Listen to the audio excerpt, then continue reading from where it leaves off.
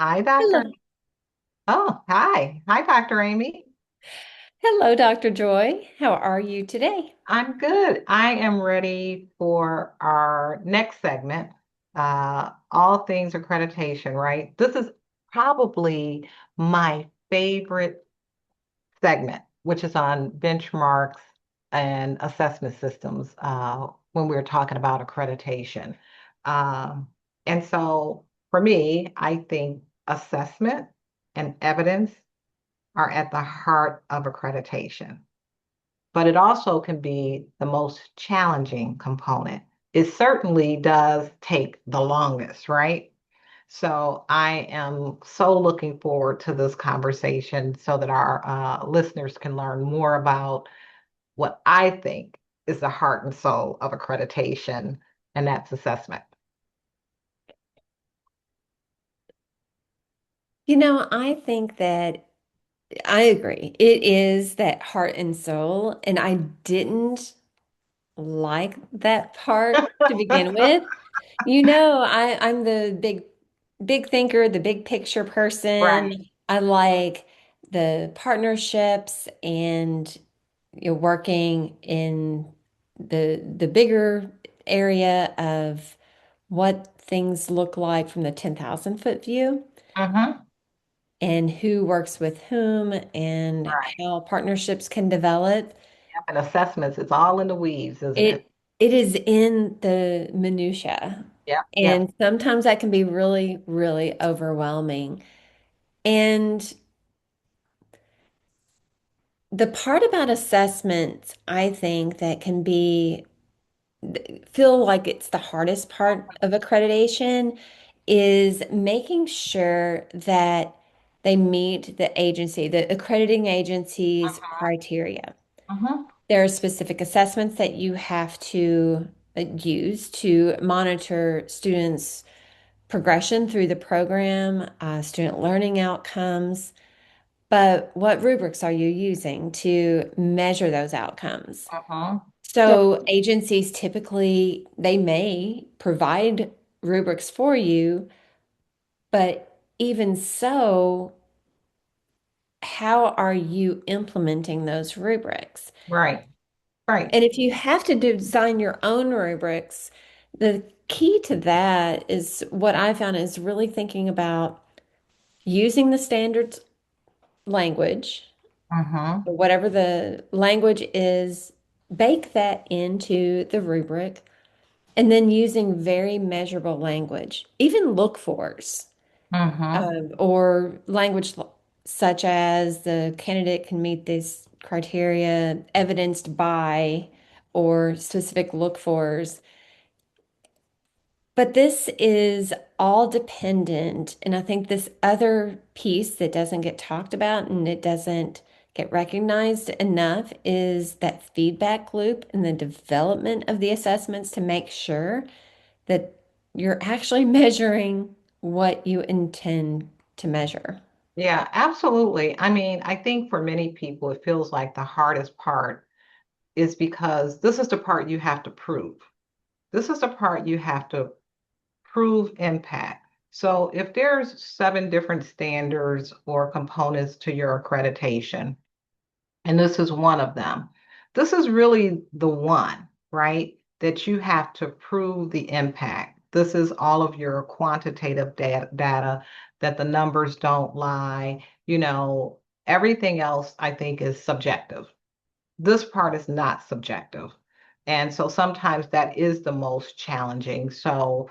Uh, so then you have a responsibility, and you're really good at this, of making sure that you do have an assessment system, first of all. So there's ways around where it doesn't have to be the hardest because typically it is. But there's ways around it, by having a really clear assessment system and timelines and benchmarks and, things like that, and opportunities for decision making and sharing information so that you can make improvements and all of those things. But yeah, this can be the hardest part if you're not going into it prepared. But this is the one where you have to actually prove something because it's measurable. So speaking of data, Amy, and this gets into the quality, what do you think about the difference between collecting data, right, and using data? Two different things. So the collecting of the data and using data. So I want to say a couple of things there. Do you remember? I'm going to answer this with a question. Do you remember when we talked to Dr. Damon Williams a few years Uh-huh. ago Uh-huh. about not shelving data? Oh, It, absolutely. it's Yep. almost like we want to collect everything we can possibly collect, but where does it go? Where does it live? Yeah, It's I don't know what the fun is in collecting, right? But it seems like that's where the fun is in collecting to say I collected. I did this survey, I did this thing, I have this stuff. the thing is, just because we can measure something doesn't mean it's meaningful. Absolutely. We Absolutely. can we can measure how tall people are and see what the average height is of the people in our program, Right. but there's no meaning behind it. Now unless we're gonna go build the doors, the walk people walk through the hallways and change that somehow because we found out that they're too short and our people are too tall. That's how you use the data, right? I can recall, and I really like this part. I've been part of many assessment teams, and I'm always number two. I choose standard number two for assessment for this reason. But when we do something even like our climate survey, and I do want to go back to assessment just for a minute. I want to go to it broadly. When we're talking about assessments, we're talking about anything that collects information. So that could be your quizzes, that could be your tests, that can be your surveys, that can be your reports. It can be a student forum. So some of it can be anecdotal information. So there's lots of ways that you can build assessments. And so you're collecting all of these different things as your assessments. And then it becomes your data, right? The information from the assessment becomes your data. But when we did the climate survey, one of the things that we saw in the climate survey is that the LGBTQ community said they had the highest rate of feeling harassed. Okay, so good information, right? So we collected that information, good information to know. Now, what are you going to do about it? So as a result of that, we started having safe zone training. We started doing this, so we started doing all of these different things, and that's the using the data, right? And so when we actually make improvements or changes, anything where we shift, because the data is speaking to us. It's literally speaking to us and say, I need to go this way or that way. And what are you going to do about it? So it really should be informing you and shaping all of your next steps. See how exciting this is, Amy? Well, that goes back to uh, things that we were talking about in a previous episode in how long the accreditation cycle is. It's Mm-hmm. 7 to 10 years for that very reason. Yep. If we are collecting data, and like you said, assessments can look a lot of different ways. The ones I was talking about with rubrics are maybe key assessments, major tests or projects that measure a student learning outcome for a particular program. But it might be a survey to both graduates or students, faculty, partners. And if we are waiting and just collecting data, then we can't incorporate or change, do anything that will make our programs better, our university better. And part of that accreditation that I appreciate so much is the continuous improvement aspect. We've been very fortunate to have great accrediting agency team members who have provided incredible feedback. and prompted us, really urged us to think about things in terms of what are you doing to improve? Mm-hmm. Mm-hmm. And you can't do that in a short period of time. Nope, you cannot. And so you have to really plan this way out. So just talking about how do you get your assessment system to be accreditation ready, for our listeners, I'd like you to walk us through some of what you do to make it clear, consistent, and make sure your team is aware. Does your team even know that you have an assessment system? And do they know their responsibilities within that system? Those are some really good questions. And it makes me think about how we have in my office of accreditation and assessment really implemented certain systems to manage data. Because if you can't manage and organize it, again, it sits on that shelf and gets dusty, and you don't know what to do with everything you're collecting. So, for instance, we get reports for the content test. Our candidates have to take a licensure test before they get a license, and we are provided with reports of those scores.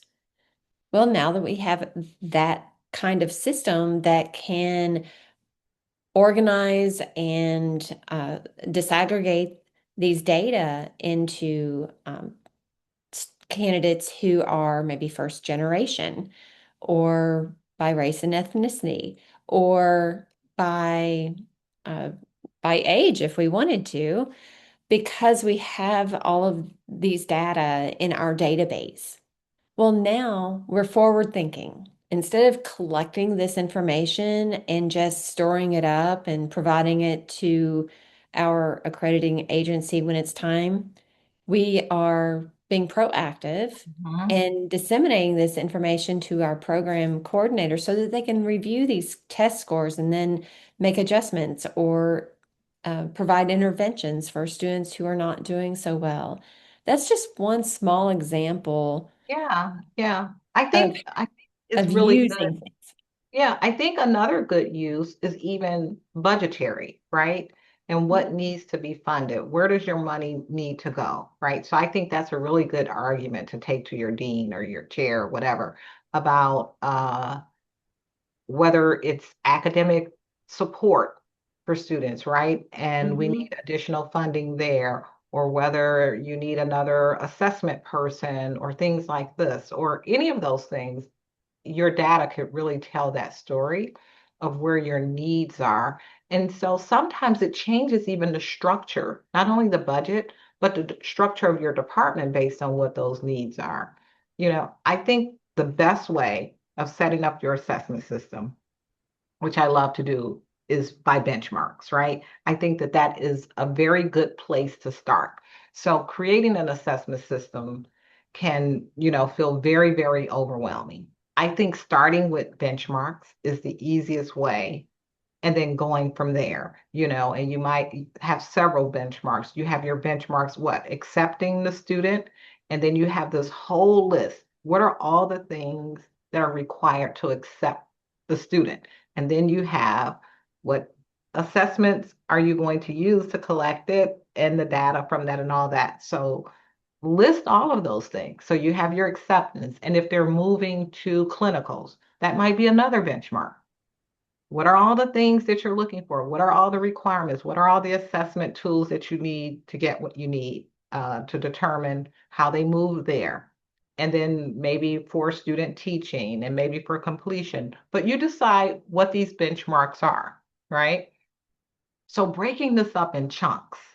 So I would say that is the very first place to start of breaking whatever the program is that you are evaluating into chunks of benchmarks.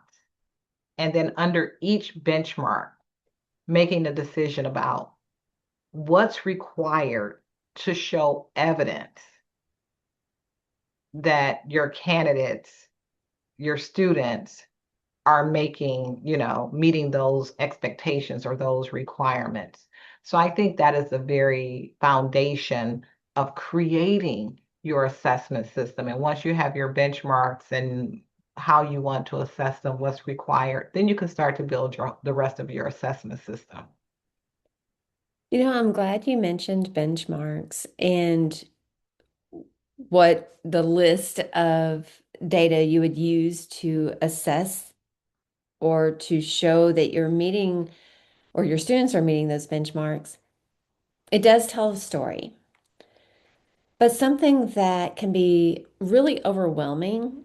And this is where your brain is so helpful. The way you think about charts and systems and organizational structures, if you don't know where data are coming from or what you're using to provide evidence for a specific benchmark, then you can get lost in those weeds very quickly. So Right. if we have, for instance, we have a student teaching application, and in that electronic digital document, there are approvals that take place.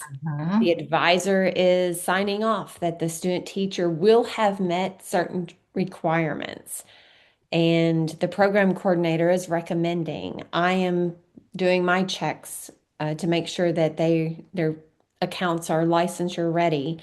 So just something as simple as an electronic document that is routed can be that benchmark from one step to another, to an internship, for instance, or a student teaching practicum. And that is an easy implementation to have a signed document that is routed from the advisor Yep, yep, yep, to the coordinator. yep. Having all those systems in place changes everything. So I want you to think back, Amy, because both of you and I have experienced this, no fault of our own. Sometimes it's the newness of it, because can remember when I was new at it. But a lot of times it's because time just wasn't on my side.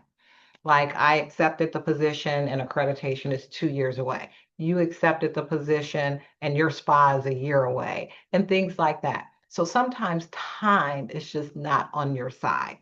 So I want you to think back to then and to now, because for many people, time is not on your side. And how do you get buy-in for assessment without burnout? And so just very honestly thinking about when you first had to do accreditation, whether that was a spa, any kind of report, and not having enough time. And how do you get people, and then how you got to get other people, galvanize other people.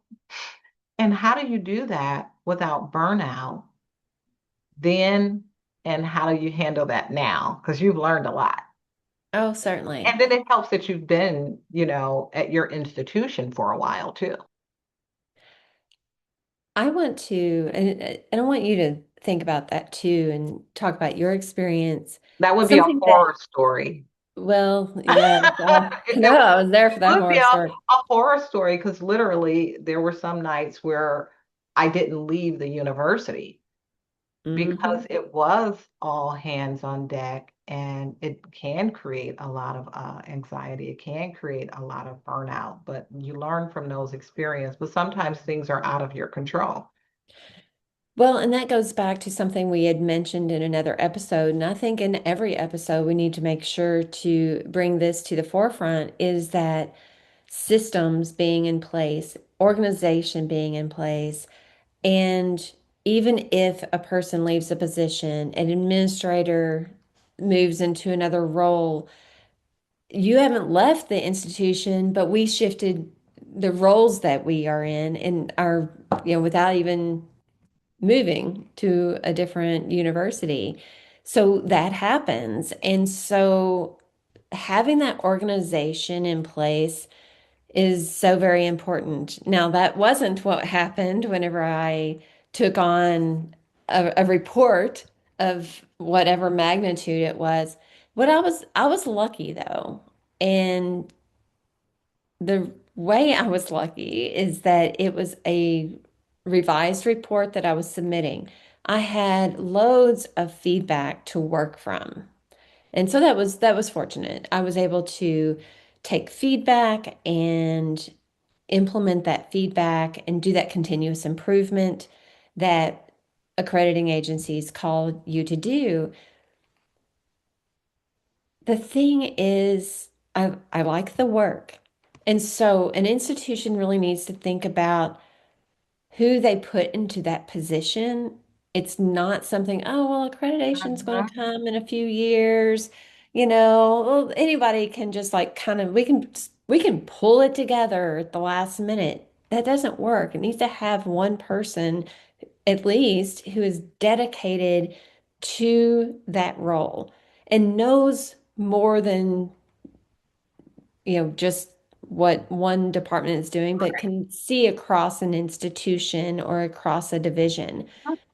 But the other thing is, I was lucky too that I had some support and people helping, just diving in. What can we do to help? What can we do to help?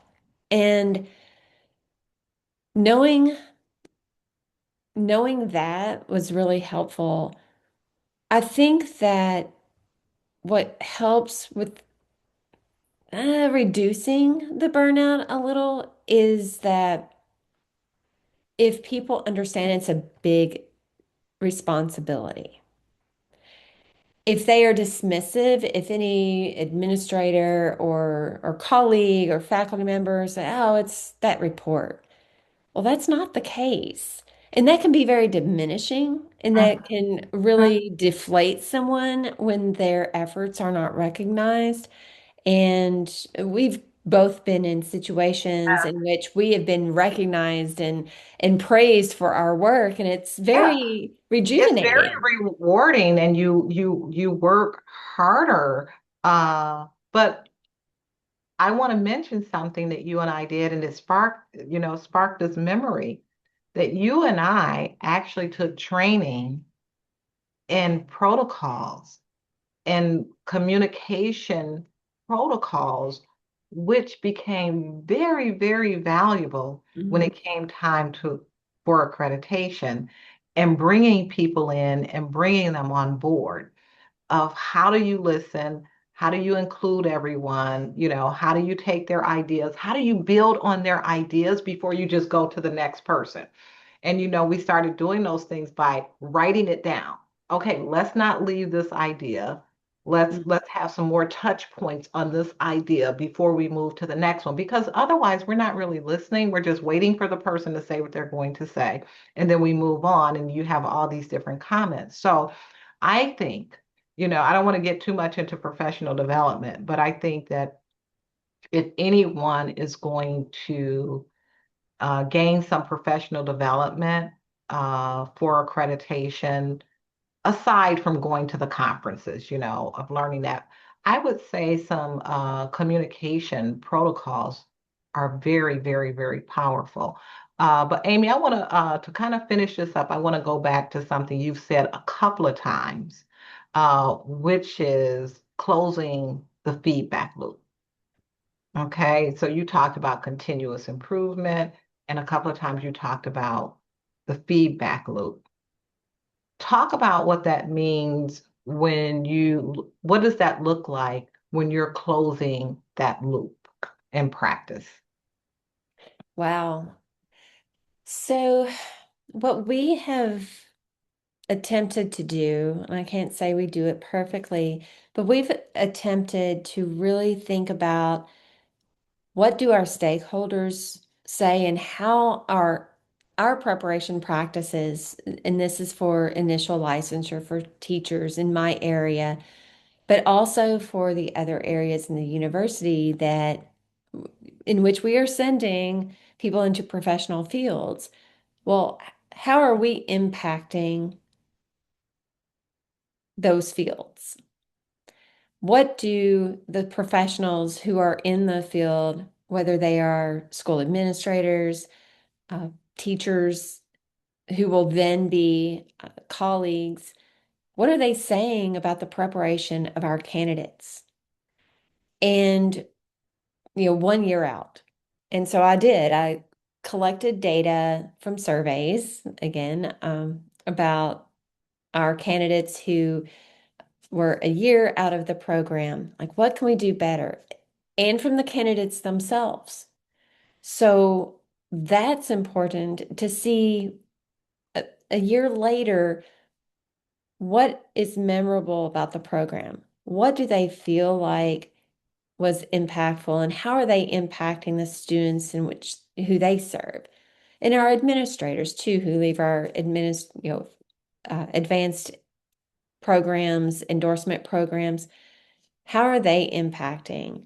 And so when we Yeah. take that information and we can, well, we like the kudos. It's kind of that closing the loop. Oh, Did they're you out do there. what you said you were going to do? Yes. Right. And it's hard sometimes when you're in this kind of program that the beneficiaries of what you're doing is not the people in front of you.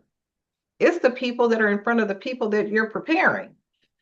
So it's the P12, in this case, it's the P12 students that are the beneficiary of what you're doing, not your candidates.